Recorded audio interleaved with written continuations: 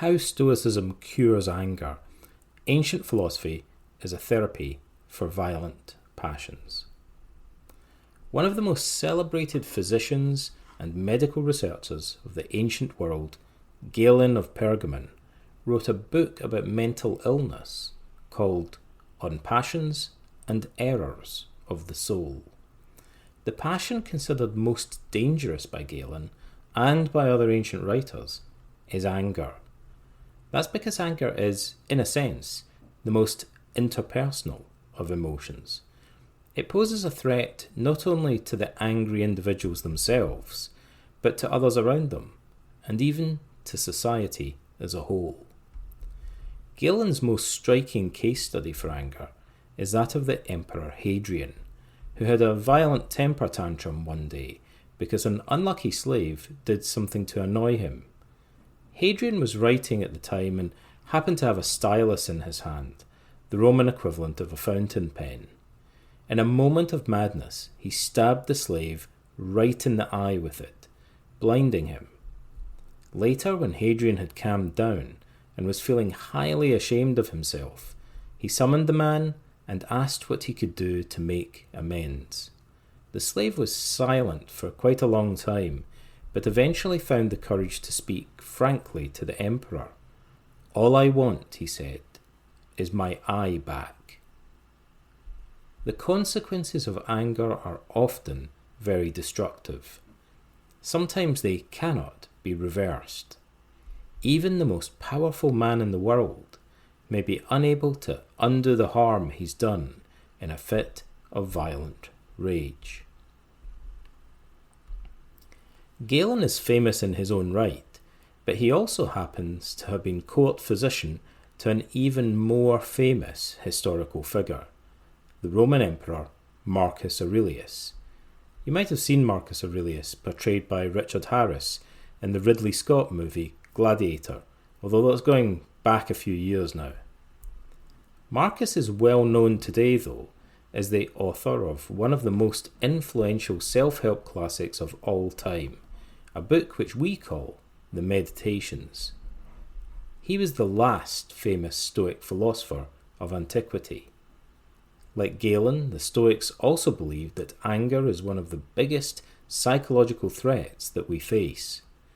In fact, Marcus mentions overcoming anger in the very first sentence of the Meditations, and it's one of the main themes running through the rest of his much-loved book. The Stoics agreed with Galen that we should take care to contemplate the dangerous consequences of anger, picturing them in our mind's eye. As we get older and hopefully wiser, we can look back in our lives in this way and learn from our experience. What have been the consequences of our own anger in the past? How has the anger of others affected our lives or the lives of those we care about? The Stoics also like to discourage anger by contemplating its consequences closer to home. How it contorts our face. Anger is ugly and in a sense unnatural because, as though in a trance, we seem to abandon reason when we're in the throes of a rage. We're thinking creatures, and yet when anger takes control of us, we become mindless and stop thinking. We're therefore less human when enraged. That's what the Stoics found most unnatural about it.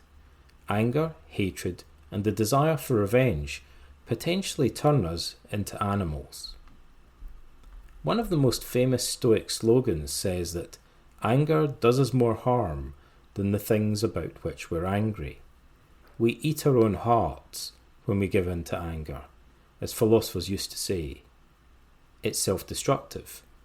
The consequences of our anger might harm others, but we also harm ourselves.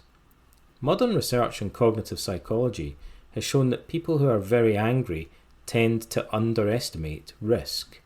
For that reason, they often expose themselves to danger. Anger makes us vulnerable, in other words. That's why Muhammad Ali tried to provoke George Foreman, for example, during the Rumble in the Jungle, by taunting him in the boxing ring. Ali realised that anger was Foreman's greatest weakness. When Foreman became angry, he became reckless, threw too many punches, tired himself out, let his guard down, and made himself vulnerable as a result. He underestimated the risk of exhausting himself early in the fight. The consequences of yielding to our anger can be harmful. Ask George Foreman. He ended up flat on his back, handing a knockout victory to Ali and the heavyweight championship of the world. However, the Stoics were actually concerned about an even deeper kind of injury, the harm that anger does to our very character. They called anger temporary madness, and they were right. In addition to causing us to underestimate risk, strong emotions such as anger introduce many cognitive biases into our thinking. We start to make sweeping generalizations. We jump prematurely to conclusions. We struggle to empathize with others or to understand their motives accurately, and our problem-solving abilities are seriously impaired. Even in the ancient world, there were those who tried to argue that in moderation, anger could be useful. Most notably, the followers of Aristotle believed that anger sometimes helps to motivate us to do good things, such as addressing genuine injustice in society. We call this righteous anger. The problem with this idea is that every tyrant, every brutal dictator believes his anger is justified and righteous. On the other hand, we can all think of examples of individuals, such as Gandhi, who achieved social change through peaceful means without giving way to feelings of anger. Anger clearly isn't necessary as a form of motivation. Anything anger can do, love and reason can arguably do better. For instance, a soldier motivated by anger may fight very courageously against an enemy he hates. However, so may one without hatred and anger, who fights only to defend the country and kinsmen that he loves. Even if you believe that anger can sometimes be helpful, it's clearly not the only option, and the motivation it provides comes at a terrible cost. Anger blinds us and makes us stupider by undermining our ability to think clearly and make rational decisions about complex social problems.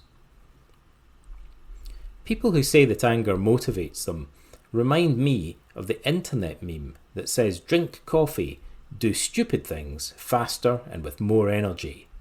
Getting angry motivates you, sure, by making you do stupid things faster and with more energy. We can't think clearly when we're angry though.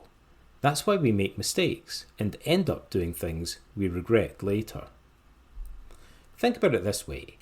If you're trying to fix a leaking tap and bang your thumb with a spanner, you'll maybe get all angry and frustrated. Suddenly it becomes 10 times harder to do what should be a really simple repair job. If you don't take a break to calm down, you'll perhaps end up losing your temper and throwing the spanner across the room. We can't even fix a broken tap when we're angry. How much more difficult, though, is it to fix a broken relationship, or even a broken society? The most difficult problems we face in life are the ones involving other people, and that's where being motivated by anger can become particularly dangerous. The fact is that very few complex social problems throughout history have ever actually been solved in the long run by angry mobs. That's because anger seriously impairs our ability to engage in rational decision making and problem solving. Worse, anger has a tendency to escalate.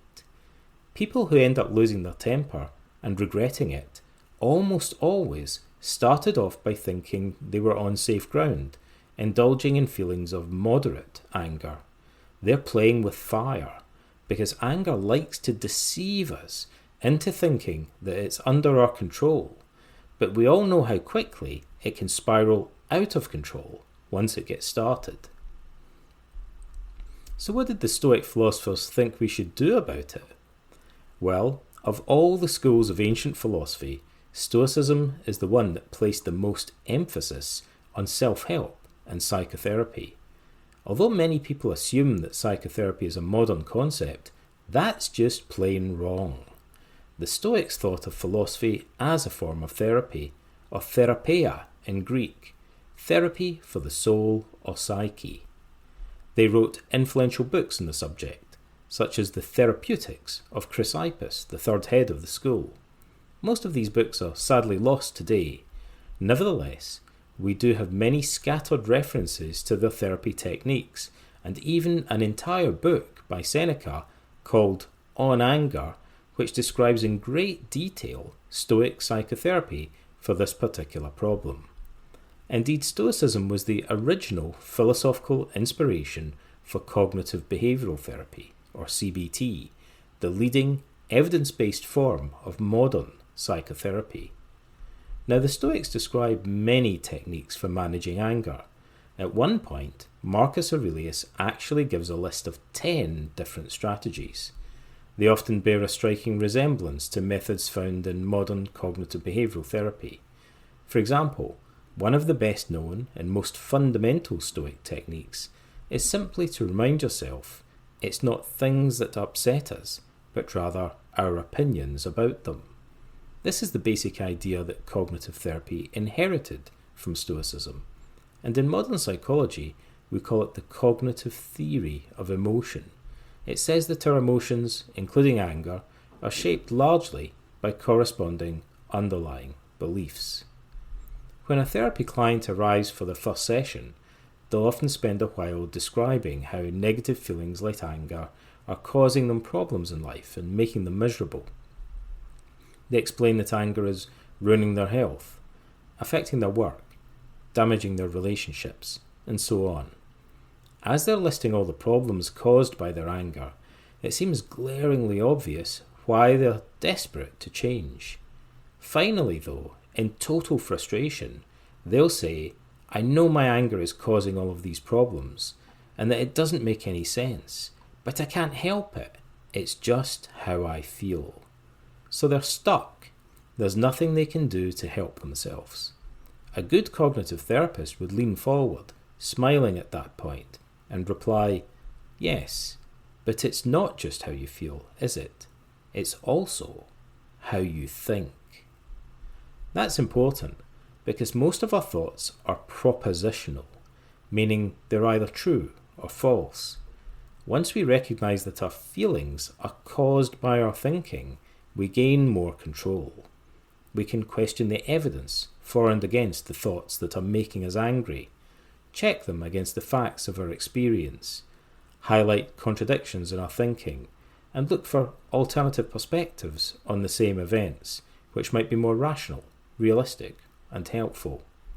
In other words, when we really understand the cognitive theory of emotion, it suddenly opens up a whole toolbox of cognitive therapy techniques for us. That's a big deal because it often seems difficult or even impossible to change strong emotions such as anger directly. However, it can be easier to change angry emotions indirectly by learning to question our angry thoughts and beliefs. It's not other people who make us angry, therefore, but rather our opinions about them, especially our strongly held value judgments. Marcus Aurelius tends to describe this as separating our opinions from the external events or people to which they refer. The Stoics like to follow this by asking themselves how someone wiser and more patient would respond to the same situation. They actually ask themselves, what would Socrates do? We might ask, what would Marcus Aurelius do? However, the Stoics realised that in many cases it's already difficult to think clearly once we're in the grip of a violent passion, such as anger. So they recommended postponing our response until we've had time to calm down. This is actually a very ancient technique, which goes all the way back to the pre-Socratic philosophers known as the Pythagoreans. In modern anger management, we call it the time-out strategy. If you can walk away from an argument, for example, and wait until you've settled down again, it's easier to think things through more rationally and make better decisions about how to respond. For Marcus Aurelius, as for other Stoics, the most important thing was a sense of connectedness. Humans were clearly built for cooperation, he says, like pairs of feet, hands, eyelids, or jaws working together. Acting against one another's interests is contrary to nature, he adds, and it's against nature to become angry with our neighbour or to desert them. Stoics were ethical cosmopolitans, in other words, who saw the whole of mankind as fellow citizens of the cosmos. When we're angry, though, we alienate ourselves from other people. The Stoics tried to conquer anger precisely because they wanted to restore our sense of oneness.